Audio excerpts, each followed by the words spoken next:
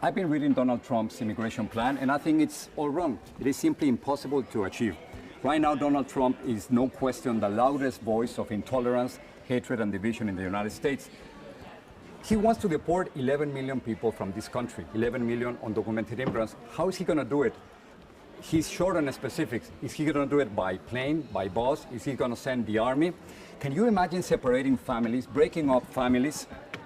And it would create a massive human rights violation for many, many people in this country. So that's something that we simply cannot do. On the other hand, it seems like he wants to get in the business of deporting babies. Of course, by denying citizenship rights to the children of undocumented immigrants in this country.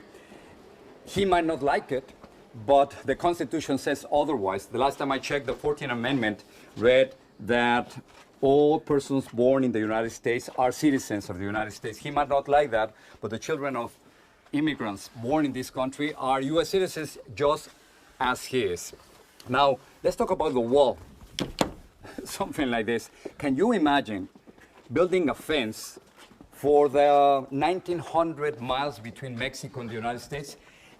It is absurd. He says he's good with money, but it makes no sense. It's a waste of money and time. Let me tell you why. 40% of all undocumented immigrants, 40% come by plane. Exactly. They don't cross the border. They come by plane. They simply overstay their visas. So I think it is very important that he's talking about immigration, but he's saying all the wrong things. It is not true that Mexican immigrants are rapists or criminals. The last time I checked, 2 studies, one from the American Immigration Council says that immigrants are less likely to be criminals than those born in the United States. And the Immigration Policy Center said the following: immigrants as a whole have lower crime rates than the native-born population.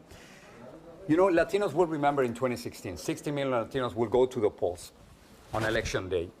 And it's an important number. Let's put it in perspective. In the last election, Barack Obama won by less than 5 million votes. So 16 million votes, 60 million Latino votes could decide the election. I always remember that countries are defined not by the way they treat the rich and powerful, but by the way they treat the most vulnerable. And in this case, the most vulnerable are the immigrants.